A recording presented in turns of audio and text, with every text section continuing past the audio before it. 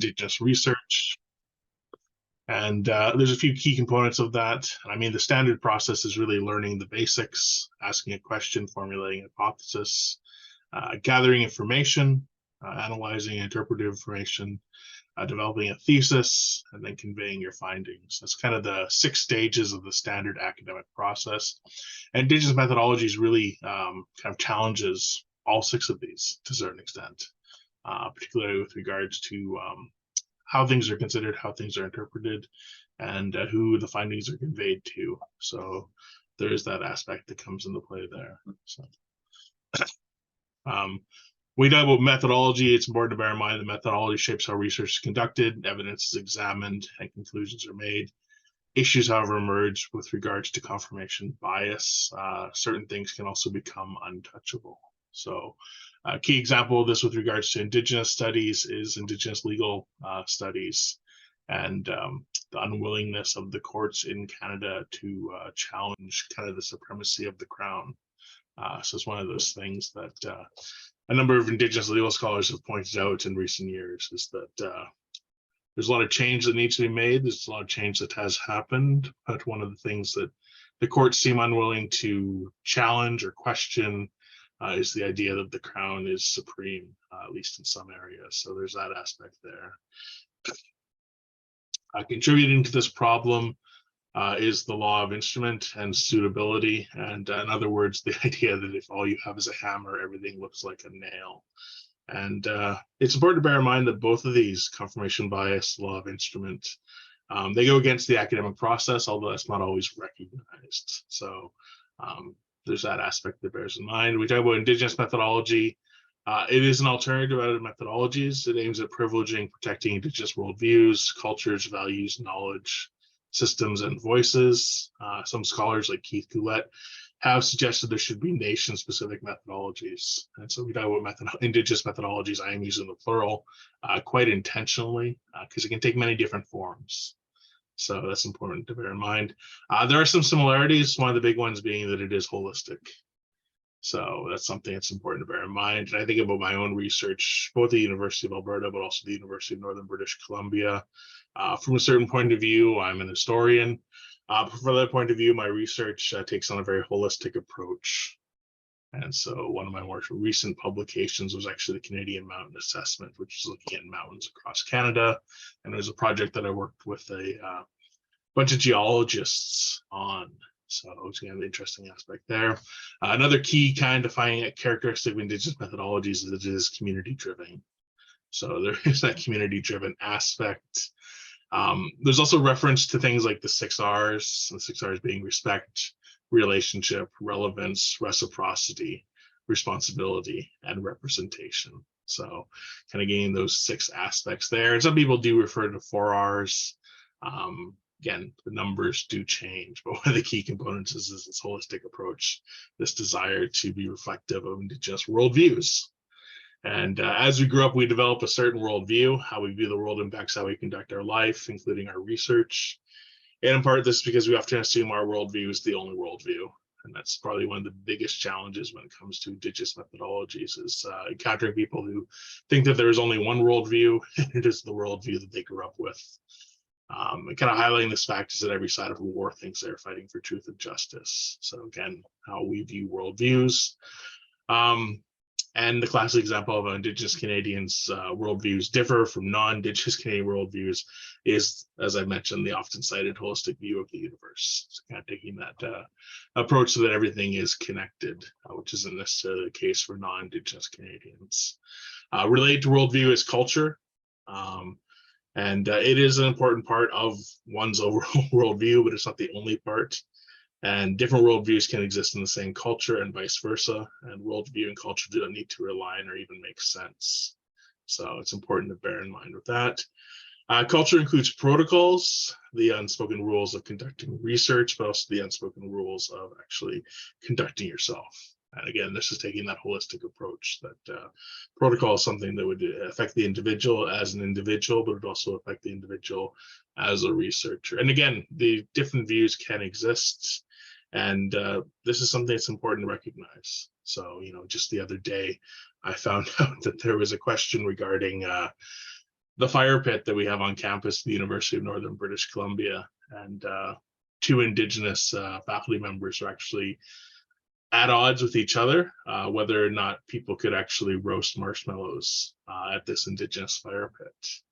And one of them felt like, no, that was not appropriate. The other one felt like, yes, that was appropriate. So again, different views in that sense.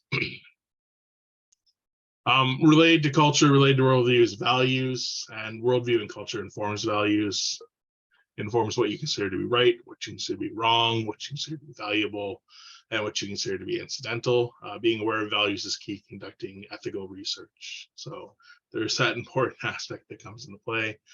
And then related to this also is knowledge systems. And knowledge systems are shape our worldview and culture. Knowledge systems in turn shape what we know and how we know it. The latter includes what we consider to be proof. So what is the proof that is needed? It also includes how we structure and connect information. So there's that aspect that comes into play as well.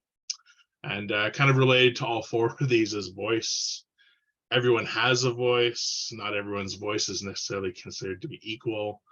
There's a tendency to privilege certain voices, especially when it comes to specific topics. Sometimes this privilege can be based on unrelated facts, the respect of an English accent being a good example. So something a lot of people have noted within larger Canadian society is this respectability that's attached to having an English accent.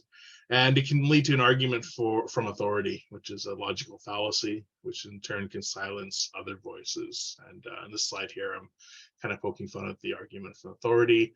A very old ad pointing out the Shah of Iran was very much in support of atomic energy. Didn't really make sense when it came out, certainly doesn't make sense now, but it was this appeal to, you know, if this head of the state is willing to support atomic energy, you should too, which is not really a good argument to be made. So yeah, there's that aspect that comes into play as well. We talk about Indigenous methodologies. Why is it important? Well, one of the key aspects is that good academic research is dependent on a basic level of knowledge. Yet historically, many academics working on Indigenous topics have lacked this basic level of knowledge. And it can be perpetuated when their works are cited by others. So a good example of with regards to my own research is Diamond Genes's The Tsay Indians of British Columbia. Most First Nations, most Indigenous groups have a similar work that is very outdated, very old, but is still cited because there's not much work done on the community. And this kind of highlights one of the big problems when it comes to how Indigenous peoples are incorporated into the academy, or how work is done with regards to Indigenous peoples. So it's that important aspect to bear in mind. And it is perpetuated when these works are cited by others. So, you know, as a community member, as a band member from Tsay, Dene, one of the three Tsay nations of Northern British Columbia, I have had to deal with Diamond Genes throughout my entire academic career for a whole host of different reasons. Sometimes good, sometimes bad, but when it gets really bad, it's usually I'm defending my research or the knowledge from my community, from my elders, against something that Diamond Genes wrote in the 1930s after visiting the community for a couple of weeks in the 1920s. So it's important to bear in mind that there. And another key component is the importance to actually understand worldview, cultures, values, and knowledge systems. And it can help you avoid stupid mistakes. A good example of this, again, with my own research, is that there's a anthropologist named Guy Lanoux, who currently teaches, I believe, out of the University of Montreal. He may have switched his job, or he may have retired from the last year. I haven't really kept track of him in that way, but one of his works on my community was based off research he did in the 1970s, was published in the 1980s, is often considered to be the next work after Diamond Genes. And he talks about one of the Tsay communities, Kwadacha, and how there are no living descendants of Tsay Davy living in the community. And of course, the irony and the stupid mistake by making this statement in this book is that literally everyone in the community is descended from Tsay Davy. So he is quite literally the forefather of the community. Everyone's related to him. So the fact that he was able to do his research in the community, actually work for the nation for a brief period, and still lack that basic level of understanding, kind of highlights how it can often be quite wrong, and you know, can lead to stupid mistakes when you don't have that basic level of understanding. So there's that aspect that comes into play there. And a good example of this is when research is red-coded, and this gets into a larger topic of shibboleths. It's become more apparent as more researchers employ Indigenous methodologies. For example, Albert Marshall's two-eyed seeing approach means parity between Indigenous knowledge systems and Western knowledge systems. This means respecting both, not trying to Westernize Indigenous knowledge systems or adding Indigenous knowledges to Western knowledge systems. And so this is a good example of a shibboleth because it's become very popular to talk about two-eyed seeing, but it's also become very easy for people to say that they're doing it without actually doing it. And usually the biggest culprit is not actually treating Indigenous knowledge systems as being the equal of Western knowledge systems, not showing them the same level of respect, or thinking that if you simply include some Indigenous information or Indigenous data into a Western knowledge system, that it's somehow two-eyed seeing, which it is not. So it's kind of a good example of how issues can emerge in that way. As mentioned, the classic example of Indigenous Canadian worldviews are said to differ from non-Indigenous Canadian worldviews is often the cited holistic view of the universe Indigenous Canadians said to have. Indigenous methodologies do often aim to be holistic. This reflects the holistic world views, cultures, values, and knowledge systems of Indigenous groups. It makes the approach rather interdisciplinary. And so there's that important aspect there. It also helps explain the discipline of Indigenous studies or Native studies or First Nation studies. It has many different names, but one of the key components is kind of taking on this holistic approach to knowledge. Another key component of Indigenous methodologies is that it is community driven. This is a rather famous photo from Frank Swinnell, who was a surveyor who worked up in my territory in the early 20th century. And this is his portrait or his photo of the Sekani chiefs at Fort Conley in 1911. You know, I like to use this photo for a whole host of reasons. One, it's fairly unique for capturing so many of the chiefs at one point in time, but also because, you know, these are my ancestors. So there's that important aspect that comes into play. They're not just abstract individuals. And that's important to bear in mind. Indigenous methodologies are community driven, unique in that the power resides with the research subject rather than the researcher. And I think that's one of the biggest challenges when it comes to Indigenous methodologies is that researchers don't always want to give up that power. Yeah, and it can mean that both the research and the product do not take standard forms. So there can be that challenge that exists as well. It can also challenge existing research institutions, and it can be an uphill battle, especially over time. And time can be a huge component. So for a lot of Indigenous projects using Indigenous methodologies, it can take years, if not decades, for the actual finished product to be produced. And it's quite easy for research to just stop. So things don't work out for whatever reason, and the research just stops. And again, this isn't something that most universities or most research institutes are really happy about or really excited to actually let happen. But it is important that voice is given to the community. The community, it does actually have the power, and it does help to correct research. It also helps ensure quality of research. So there's that important aspect as well.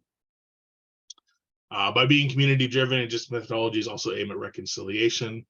In the past, academics studied Indigenous people not as subjects, but as objects. And a big challenge to this is Indigenous methodologies. Again, giving power to the people who are actually being studied, making sure that they're actually in control. And part of this is also the recognition that things like salvage anthropology, which this cartoon kind of pokes fun at, gave way to helicopter academics. So people who helicopter into community, literally or figuratively, conduct some research and then go away.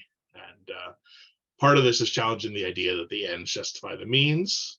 It's also recognizing that there is this lasting legacy of old research being done in an incorrect way, or even contemporary research being done in an incorrect way. And a good example of this that I recently encountered was a article that I was reviewing for a journal talking about education in First Nations communities here in Northern British Columbia. And the authors really wanted to stress that all three communities were extremely remote, hard to get to, and that this had a huge impact on educational outcomes. And my response to the reviewer was, two of these communities kind of fit that criteria if you want to go that way. One of these communities is not remote in any way, shape, or form. It is right next to, a city, a non-Indigenous city, Quesnel, BC.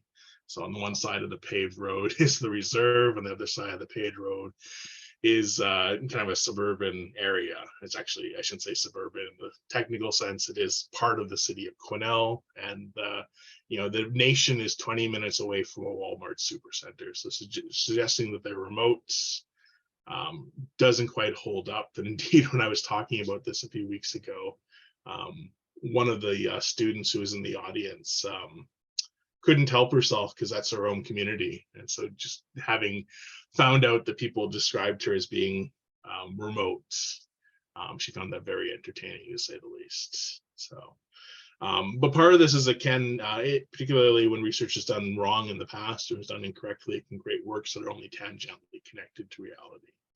So there's really no connection to reality to speak of. Again, one of the big issues with Indigenous methodologies is they often require a lot of time, a lot of effort. Researchers have to get to know community members, traditional knowledge holders, and/or elders. Researchers also have to find out what works. Talking circles, for example, are a good way of actually engaging with the community, but they're not necessarily the only way.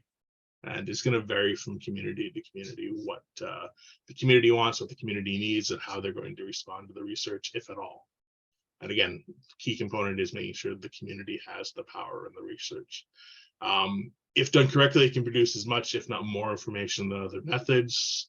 However, due to a level of trust as well as understanding of what information is used for,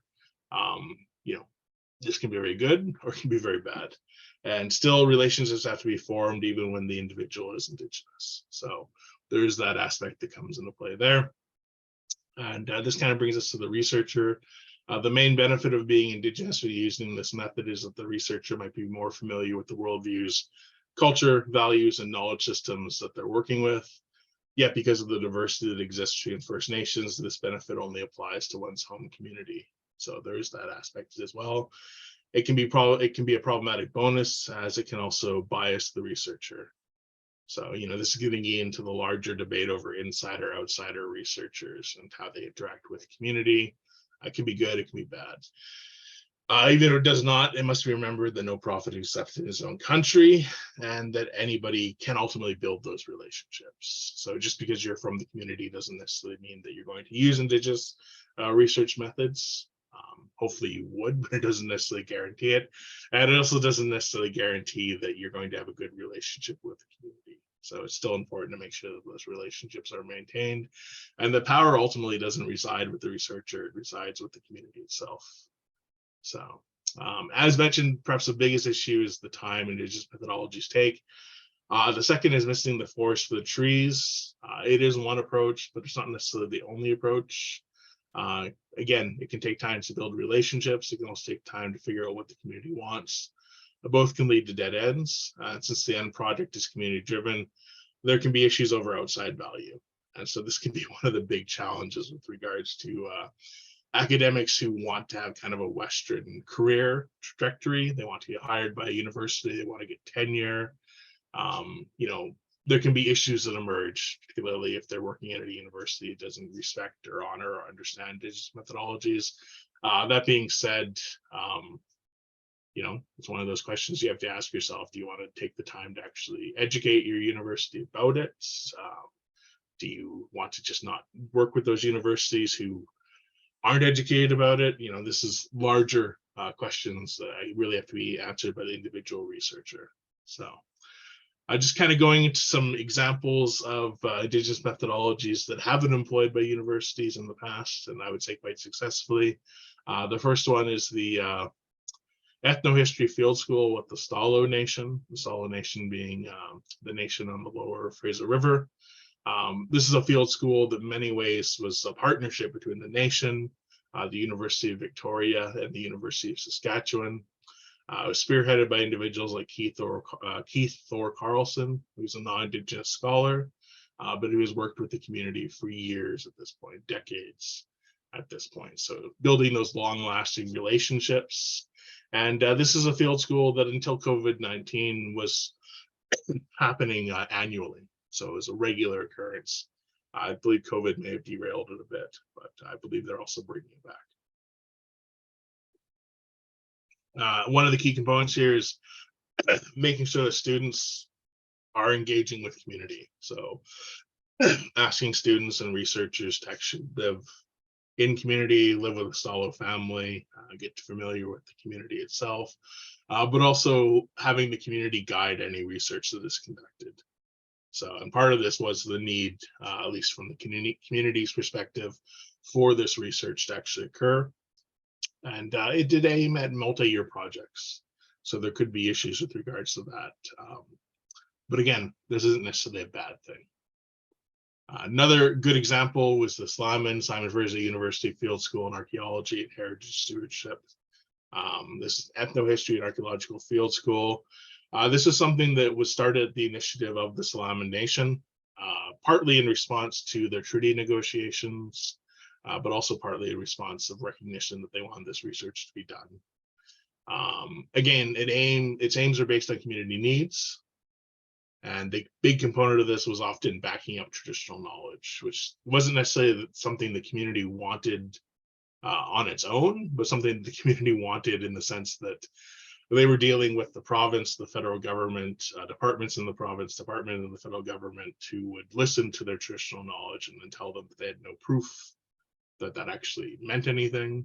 And so the nation decided, and this is something that they decided on their own, to engage with individuals from Simon Fraser University to get some sort of Western backup knowledge that they could also employ and say, well, you know, our traditional knowledge is also supported by your knowledge systems. So again, not necessarily an ideal situation, not a good example of two-eyed seeing, but it was rather a practical response to some of the inherent injustices in the way Canada works. And one of the key components here was including students and researchers by having them actually live in the village, and also aiming towards multi-year projects. So there's that key component as well. Just getting conclusions. So Indigenous methodologies offer an alternative to other research methods, and defining features is holistic, community-driven nature.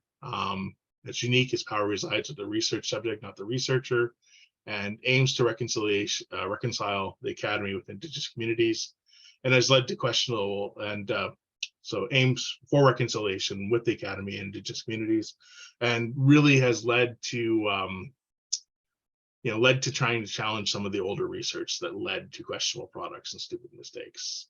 But Indigenous methodologies can take time, and one of the big components can be requiring finding out what actually works. So yeah, any questions?